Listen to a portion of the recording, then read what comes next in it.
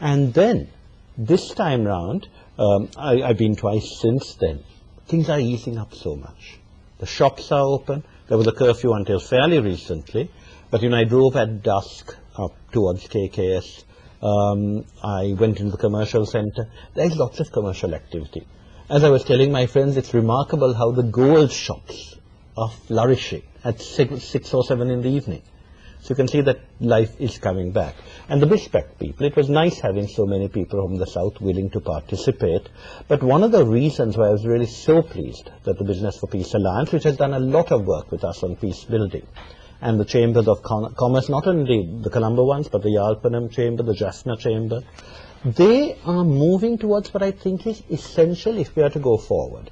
And that is a recognition that the people of this country must be allowed to move by themselves. It's, I think, one of the problems in the 70s that led to separatist movements, which were then exacerbated by what seemed state violence in the early 80s, was the fact that we had a very statist economy. Everything was controlled. And therefore, when Colombo made decisions without understanding the impact on people in the north, the south, the east, in rural areas, there was no remedy for these people. So, for instance, when they imposed a policy of standardization, the poor kids left out had nowhere to go. In Colombo, I know my school friends suffered from standardization, but in fact they ended up doing better than me because they went into business and they earned much more than someone who went to university did. The poor kids in Jaffna had nothing. There was no recourse. So I think it's very clearly understood, and I hope that no one will try to turn the clock back and go back to statism. Even most Marxist parties in the world have given up statism now. I think it's important to empower the people. So, and the people of Jaffna are very entrepreneurial. If they get good infrastructure, which the government has been very thorough on, if they get good human resources training, they will create a vibrant economy. So I think Jaffna seemed very positive. I must say I felt the same. I've been in Trincomalee and Batticaloa over the last few days. And Trinco again, I used to go there regularly in the 80s and 90s. I first did a furniture project for schools and would go very regularly in what seemed the beginnings of peace after the Indo-Lankan Accord. Of course, the LTT broke that up very quickly. But then in the 90s, I used to go on Gelt courses.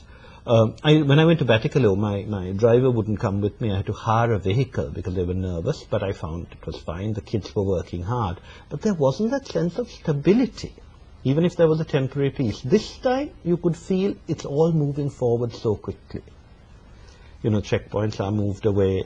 The schools are flourishing. We were doing an English project there. The kids were delightful and so anxious to move on, looking for business opportunities. So when you were referring to this English project, now we know that when you rejoined the university system also, you also initiated this program for English, like the degree programs for students who were not very well versed with English and backgrounds where English was not spoken. So are you doing the same thing with respect to the north and east in respect of English training?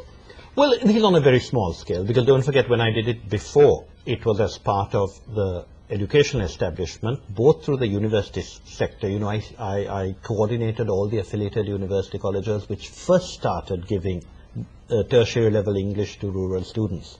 And I'm very pleased that so many of my students have gone back to teach and are giving so much. But then I also did the Gelt course. I think it was important because I made a principle to visit every Gelt center. It was very lovely this time when I was in Trincomalee. Our coordinator for the CBSM project suddenly said to me, I wrote to you when I was in the Gelt course in 1994. And I said, I hope I replied. She said, you did, because I always reply every letter. But then what was even nicer was when I went to the Moravava divisional secretary to see about some of the resettlement there. The divisional secretary suddenly looked at me and said, I know who you are. You came to visit us at the Gelt course. So, a lot of these youngsters really, I think, appreciated the fact that we bothered. We actually monitored those courses. And, our rural kids are really fantastically intelligent, as you know. We got a good basic schooling system, but we deprived them of English. We deprived them of books. We deprived them of confidence. When I was up in Jaffna, a lot of the entrepreneurs were saying, we need kids who have confidence. If they're going to do insurance, if they're going to do banking, they need to communicate. And I think taking English away from our Sinhalese and our Tamil youngsters which I'm afraid the Colombo elite did from the 40s onward, was an act of supreme wickedness. You know, maybe they kidded themselves by saying they were being nationalistic, but any idiot could have seen that the world was becoming a smaller place, that communications were important, that youngsters needed to talk to others. They needed, Sinhalese and Tamils needed to talk to each other, but they also needed to talk to the world, they needed to read.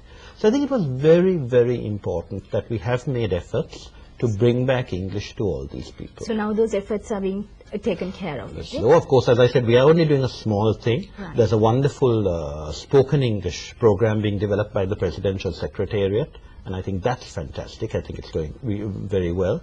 I think a lot of efforts to improve the quality of English teaching are going on, but there are little initiatives that we can do.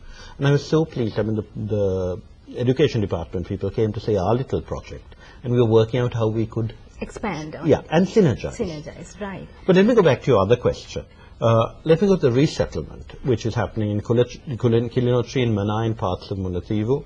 I've been there once before, but this time I thought I'd visit at least 3 or 4 separate areas and see how things were going on. Because some people said everything is wonderful, and some people said, no, it's terrible. You know, we had 1 or 2 NGO reports saying how dreadful it is. Then I found that these people had not even been there and seen it. You know, on principle they were being critical, because they wanted to do it.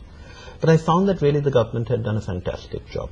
I mean, the third pillar, apart from the security, was infrastructure. We can't do everything, but we needed to give these people at least some connectivity with the world through roads, through other communication facilities, through electricity, and that type of thing has happened.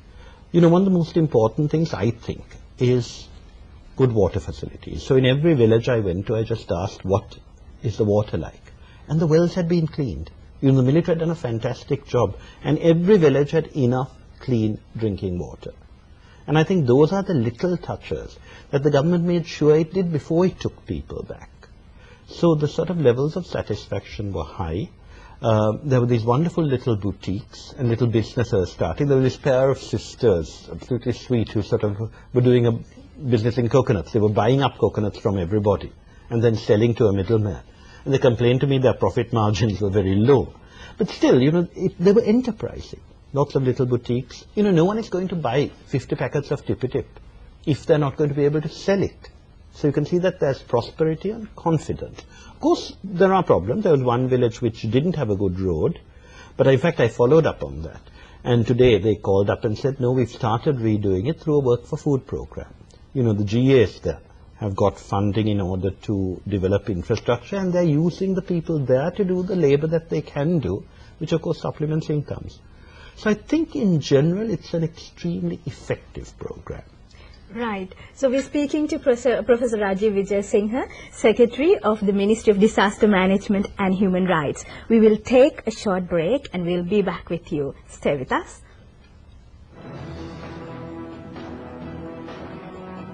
We are with Professor Rajiva Wijesinghe. He was just touching upon the process of resettlement of the IDPs, and he mentioned that it's actually one of the quickest resettlement process that has happened.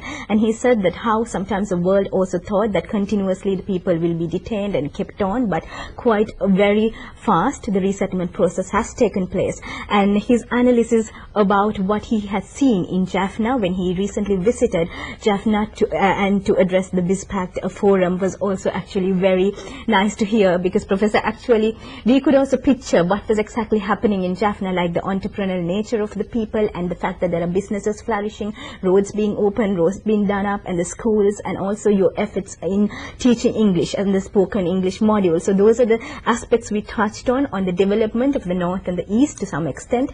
And the important thing Professor also touched on was that the state-centric role, how it is important to diminish, and in the sense to give more space and empower the people of Jaffna and the East to come up with their entrepreneurial nature. And he thinks that it's happening with his experience. That is what he'll see. And also, Professor, I wanted to ask you now, even when we travel to Jaffna and North and East, we see these signs of hope, we see the signs of relief. But when you come closer to Colombo and the suburbs, the story we hear is different, because among the elites and also many Sinhalese see the defeat of terrorism as a result of chauvinistic rule. And they also see at I mean, as a result of that ethnic divide. What is your take on this? Well, I'm afraid